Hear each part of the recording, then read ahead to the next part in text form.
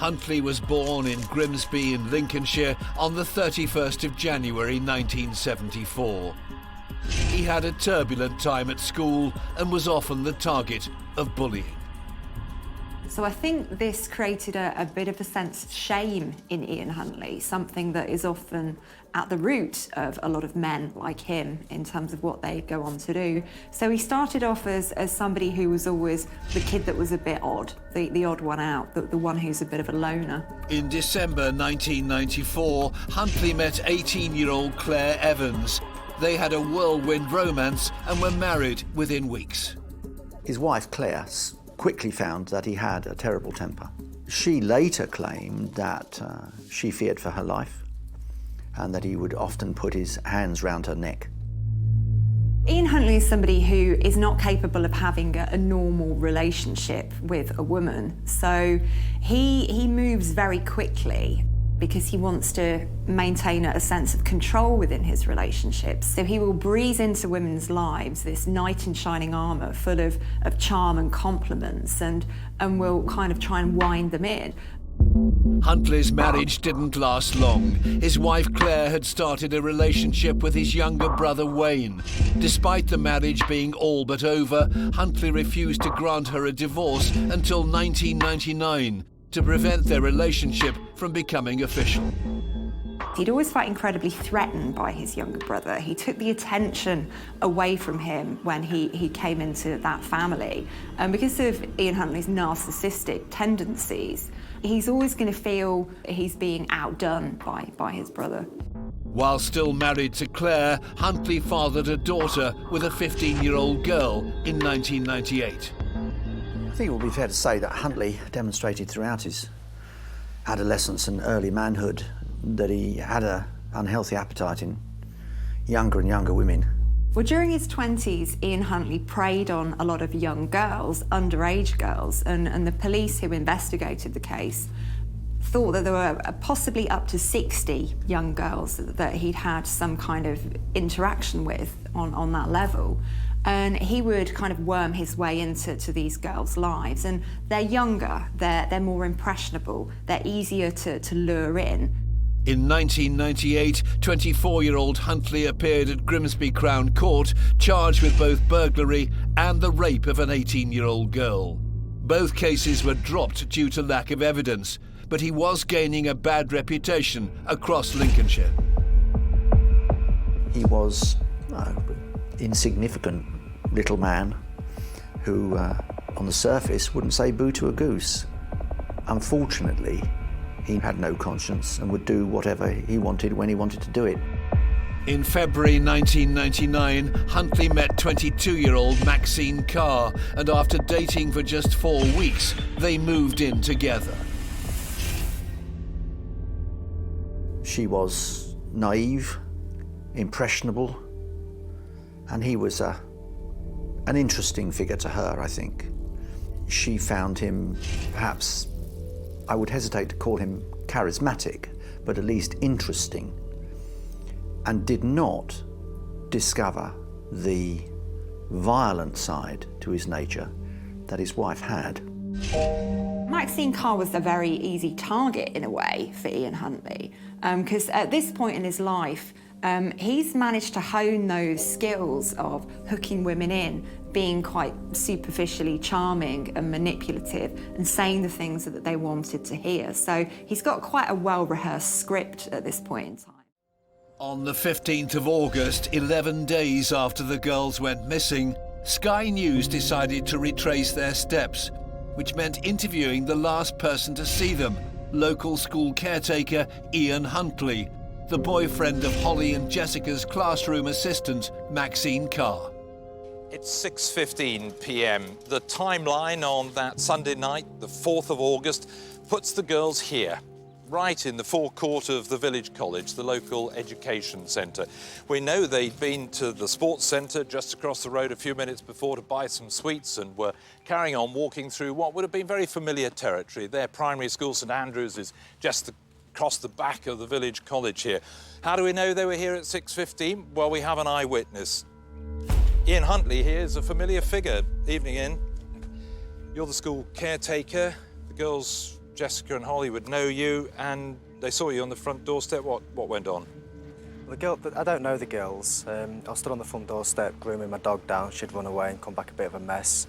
They just came across and asked how Miss Carr was, as she used to teach them at St Andrews. I just said she weren't very good, as she hadn't got the job. And they just said, please tell her that we're very sorry. And off they walked in the direction of the library over there.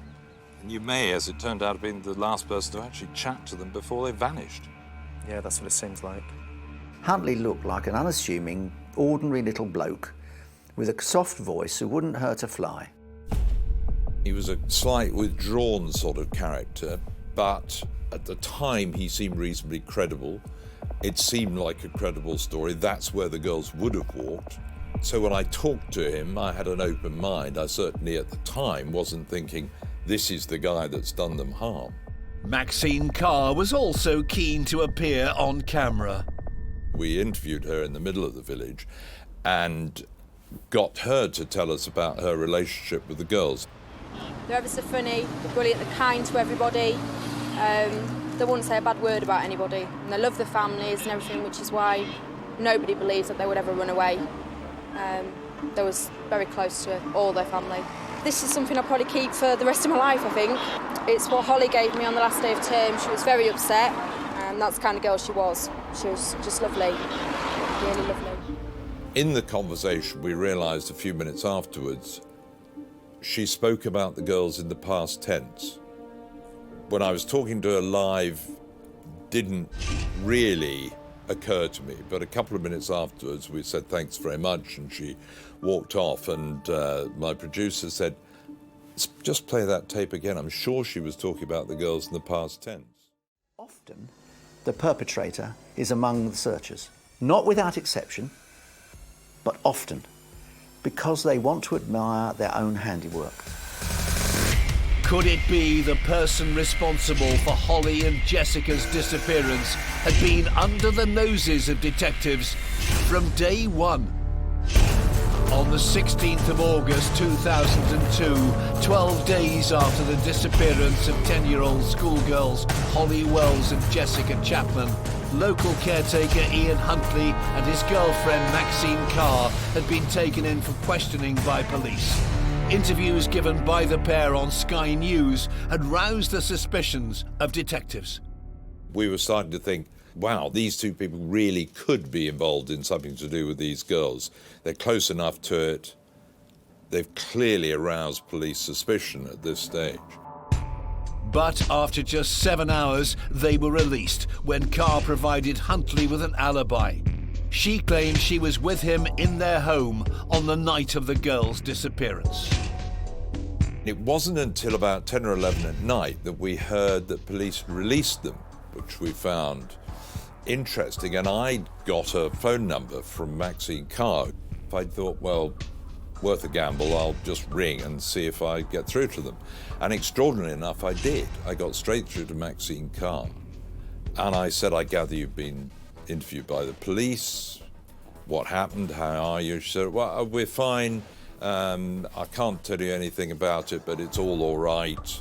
Huntley then grabbed the phone off her and I guess wanted to end the conversation quickly. So he said, well, thanks for ringing. Yeah, we're fine. Nothing to report. The police have let us go. Nothing going on. Thanks a lot. Thanks for ringing. Bye. Once Huntley and Carr had been questioned, further searches were carried out at their home and at Huntley's place of work, Soham Village College. It was quite clear as we checked back that something had happened on the Friday night during the interviews with Huntley and Carr. It had triggered further searches, and because they suddenly saw Huntley as perhaps the key figure here, they went back over his territory, his home, and his workplace. And it was then that they began to find evidence that he had abducted the girls. On the 17th of August, investigators got their biggest breakthrough in the case yet.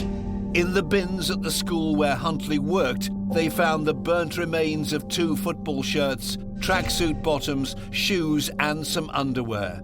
Forensic expert Peter Lamb identified the clothes as those belonging to Holly and Jessica. One of the crucial items in this particular case was the tops that the little girls were last seen in. These were unusual, and this helped us tremendously to build up a picture of the types of fibres that it would be easy for us to find.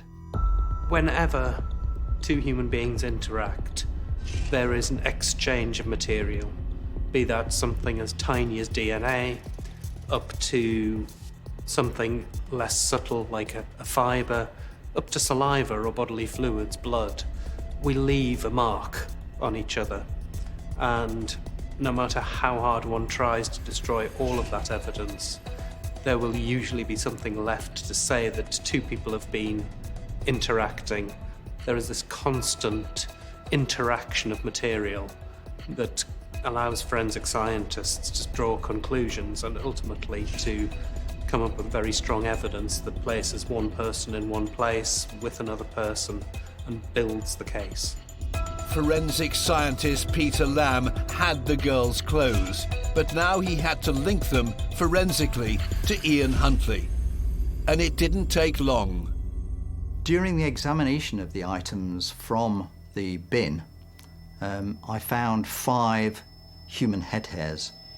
These head hairs were compared with Holly's hair and Jessica's hair. They didn't match either of those two, but they did match Ian Huntley's hair. This vital evidence led to the arrest of both Ian Huntley and Maxine Carr on the very same day, the 17th of August, on suspicion of abduction and murder.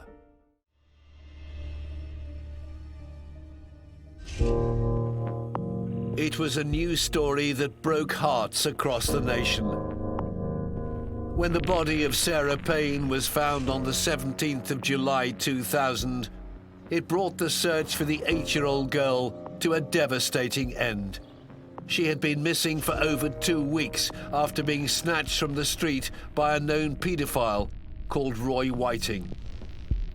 The search for the blonde schoolgirl had captivated the whole of Britain. Soft, gentle little girl. She hasn't got a horrible bone in her body. Somebody out there must have seen her. They must have seen her on that road. They must have seen her. Sky News anchorman Jeremy Thompson was just one of those following the story. The scale of the search was huge right across the country. Everybody was looking for Sarah Payne, hoping that they might help police to find her. In the end, of course, as so often happens in these sort of cases, the perpetrator was right under the police's nose, just a few miles away from where Sarah Payne had gone missing. It was a case that affected everyone involved, including lead detective Martin Underhill. That picture shows innocence. It also shows happiness. Those eyes, those beautiful eyes that are smiling at you, actually, they show completeness. And all that was taken away. And her photo will live forever. The murderer, 41-year-old Roy Whiting, had long been suspected as her killer. But it took over 7 months to gather all the evidence needed to finally put him behind bars. He was a loser, he was a loner, and he'll always be remembered for the wrong reasons, which is he was a monster who killed a little girl. This killer's story begins almost 60 years ago. Whiting was born on January the 26th, 1959, in Horsham in West Sussex, and he grew up in nearby Crawley. It was a family that was beset by quite a lot of tragedy. So there were 6 children and 3 of them died in infancy. So an awful lot of trauma to cope with quite early on in his life. Life for the young man didn't get any easier. Whiting's parents, George and Pamela, divorced when he was in his teens. Roy Whiting left school without any qualifications whatsoever. He was somebody who didn't really get along in school. He wasn't particularly academic. He didn't really fit in at all, whether socially or in terms of his studies. So he was always a bit of an outcast. Whiting was clearly a bit of an oddball, a loner. Friends described him as a bit of a Billy No-Mates.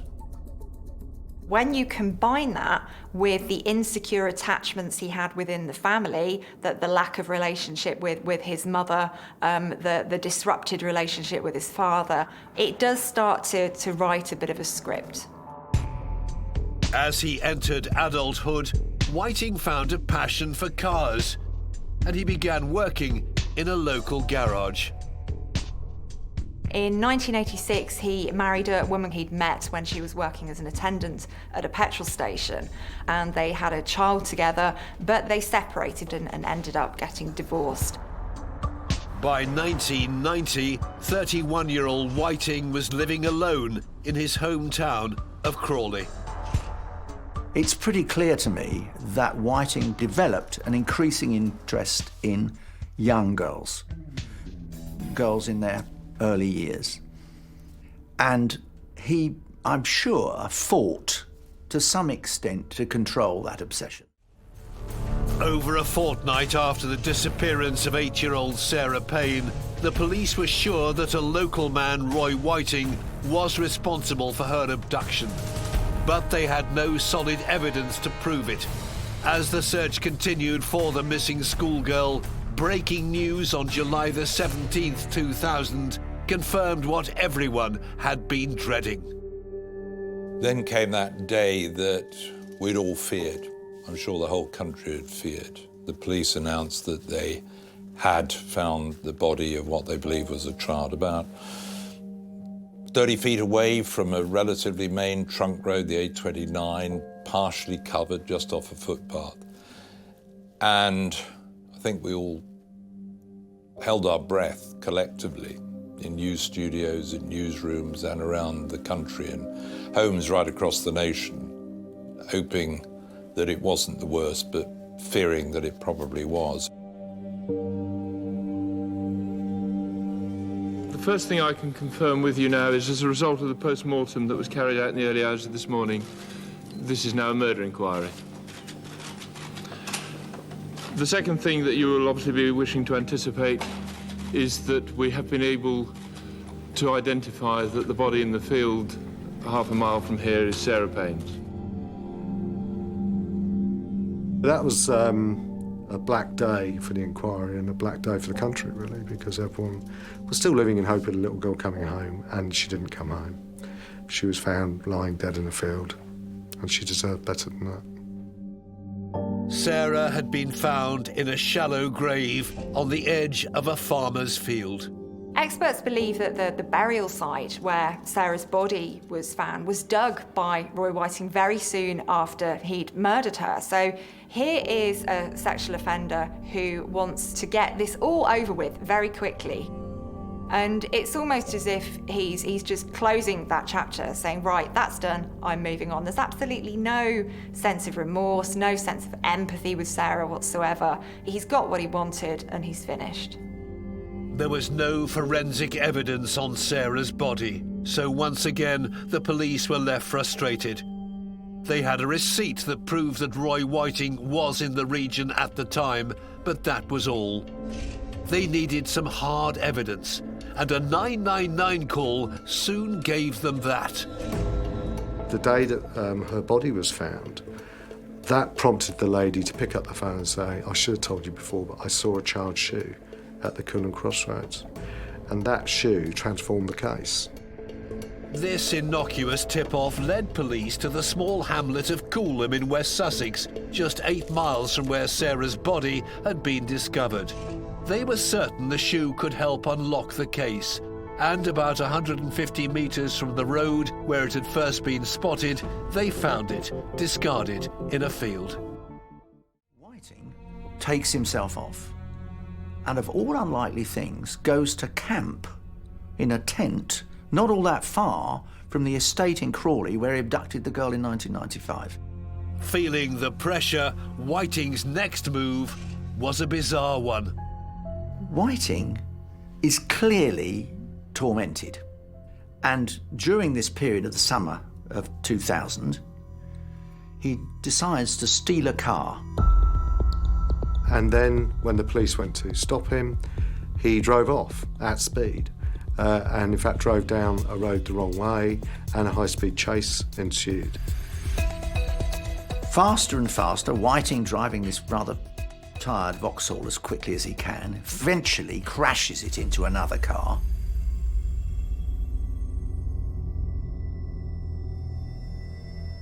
Is caught by the police who chased him, and of course is charged with stealing the vehicle. This really is quite kind of out of control. It's quite reckless.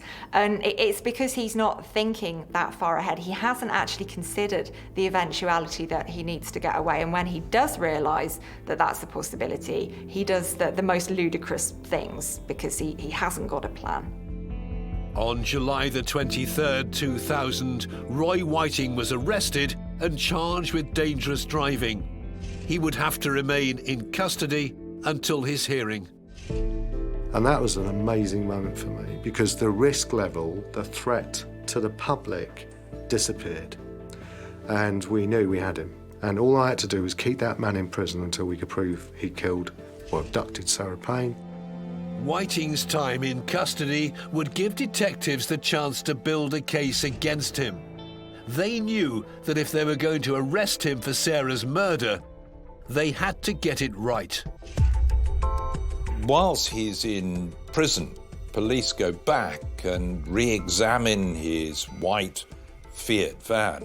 Bear in mind, a white van had been seen in the lane where Sarah had gone missing.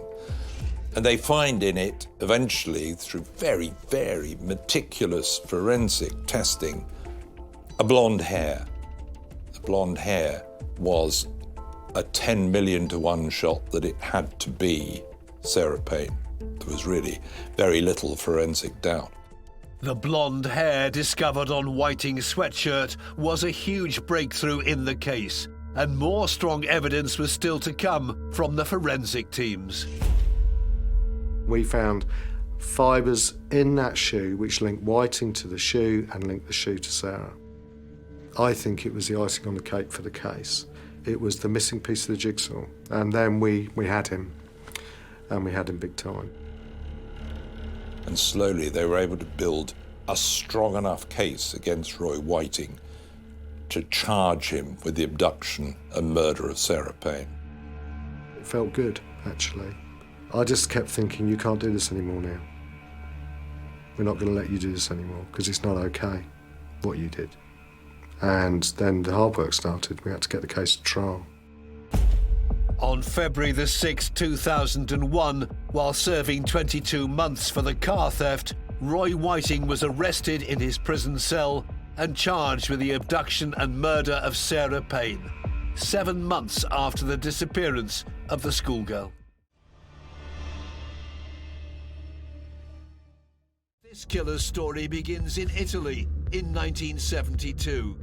He was born in Sicily, and his family later moved to Potenza in southern Italy.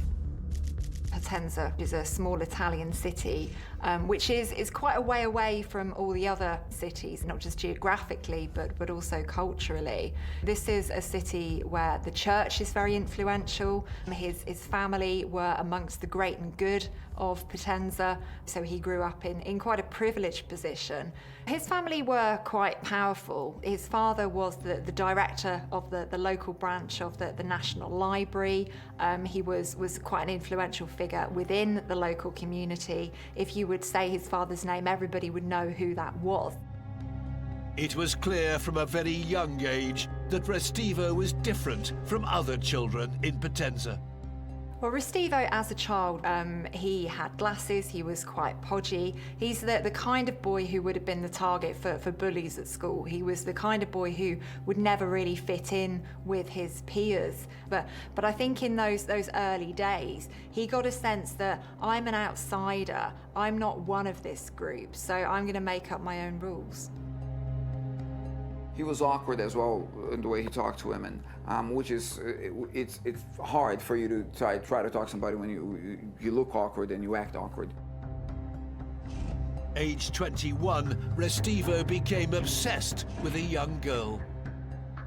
In 1993, He was a young guy, and it was clear he had an infatuation for a girl called Elisa Claps. Elisa Claps was 16, and she had said to friends that Restivo was becoming a bit of a problem, that he was chasing after her. Elisa may have been irritated by Restivo's attention, but one Sunday she was willing to meet him at the local church. She's a good, kind person. There are many stories of her going out of her way to help other people in the community.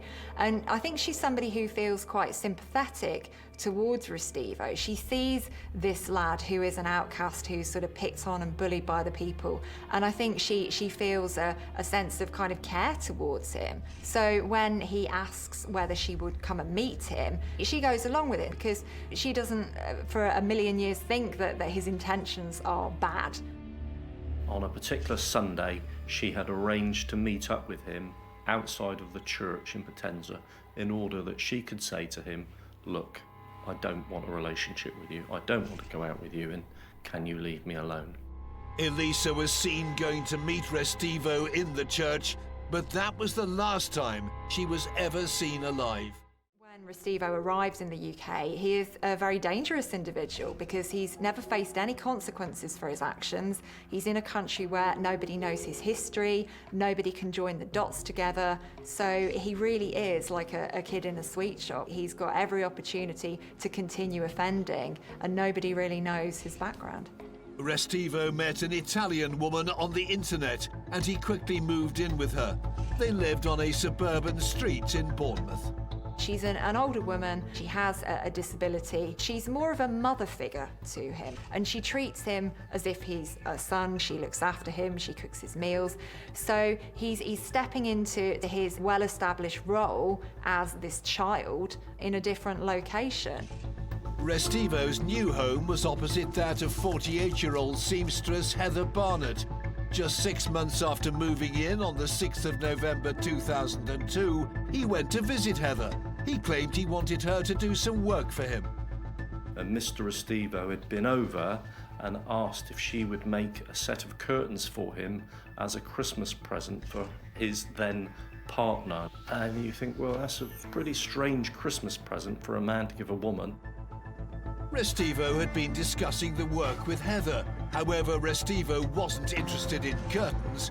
Instead, he identified Heather as his next victim. On the 12th of November 2002, he paid his neighbour another visit. They'd gone through to the back of the property, which was her room for doing her sewing and seamstress type work. And from there, it appears that she tried to make an escape from the individual. Things were knocked over. She'd moved through into the lounge where he'd obviously caught hold of her, and he'd hit her several times with a hammer. Her skull was fractured, and she would have been dead in the lounge very shortly afterwards. From that point, she was dragged through the lounge, through the hallway, and into a bathroom. Restivo had brutally murdered Heather in her own home. He then placed a lock of hair in her hand. Curiously, it was not Heather's hair. Restivo's callousness did not end there. He then mutilated Heather's body. He cut the breasts off and placed them behind Heather's head. He also mutilated the rest of the body quite badly. This maybe would show that his obsession was not simply the hair, but possibly the cutting of hair and cutting itself. To cut someone's skin would possibly have also excited him. Restivo was released yet again without charge. To prove him guilty, the police needed to connect Restivo to the crime scene. Their hopes rested on the green towel with blood splatters that was found in Heather's hallway the day she was murdered. But to make the case against Restivo, they had a major hurdle to overcome. The forensic technology and the forensic advances weren't there, but we kept going back to that green towel and saying, how can we develop or separate out that mixed profile? And it did take a number of years before forensic science advanced, and we were able to do that. Police would finally connect Restivo directly to Heather's murder. But it would take the discovery of a body in Italy to bring this murderer to justice. What lies behind Restivo's motivation to kill and mutilate women is a sense of power. So he does so in the most extreme way, in killing them and mutilating them and using their hair as something that he has that's part of them. Police in Dorset had already found a connection between Restivo and several cases of women having had their hair cut off by a stranger in public. But it was a murder in Bournemouth in November of 2002 that was their primary focus. In 2008, police re-examined a blood-stained green towel that they had found in the house of murder victim, seamstress Heather Barnett. Critically, the towel had 2 different types of DNA on it. It took some years for DNA analysis to progress to the stage where the material on the green towel, which we said Restivo had left at Heather Barnett's address, could be analysed and produce a profile which could be put forward as evidence. Then in 2008, we find that magic solution, and it's that final bit of that jigsaw where scientists say, look, we can now separate out those 2 bits of DNA. We can now separate Heather's out, and we can identify whose DNA that is. And that DNA, that separated out from that towel, belongs to Danilo Restivo. Finally, the investigators felt they had enough evidence to charge Restivo with the murder of Heather Barnett. To make certain, they also needed to tie Restivo to the murder of 16-year-old Elisa Claps back in Italy in 1993. But with no body found, all they had were their suspicions. Elisa was still classed as a missing person. Then, in March of 2010, a remarkable discovery was made that would seal the case and Restivo's fate. At the stage when Restivo was first charged, Elisa Clapp's body had not in fact been found, and so we proceeded purely on the UK evidence. However, on the 17th of March 2010, Elisa's body was discovered in the loft in the church in Potenza, where it had been since she disappeared on the 12th of September 1993. When Elisa's body was found in the church that Danilo and Elisa had met outside of and had been in, it was decided that myself and another officer would immediately fly over to Italy to try and work with the Italian police, because we wanted to look at the similarities between the murder scene of Elisa and our murder scene, because as far as we were concerned, Danilo Restivo had murdered both individuals. We were allowed to go down to Salerno, which is the main city near Potenza. We were allowed to see the videos and we were allowed to speak to some of the scientists, and lo and behold, there were things like hair in Elisa's hand, the same as there were in Heather's case, and it started to make a bit more sense. So Restivo's signature is quite evident in both cases. So both of the women have hair in their hands. Both of them have their trousers pulled down. So this is quite a distinct thing in itself. Here is a case where the offender has spent time with both of these victims. But the crucial difference for me is that whilst Elisa's body was hidden, Heather's body was displayed. He got to the point in his offending here where he's saying, hey, look at me. So this is somebody who's evolved over time, and it's really, really concerning. This is somebody who's not going to stop unless they're caught. The UK police could not charge Restivo in relation to the murder of Elisa Claps, as the crime was committed in Italy and so out of their territory. But connecting Restivo to the murder of Elisa solidified their case in regard to the murder of Heather Barnett. Even though he'd never been tried in Italy for that crime, we adduced all the evidence in relation to Elisa Clapp's murder in order to prove him guilty of Heather Barnett's murder. Finally, in May 2011, Danilo Restivo went to court, charged with the murder of Heather Barnett.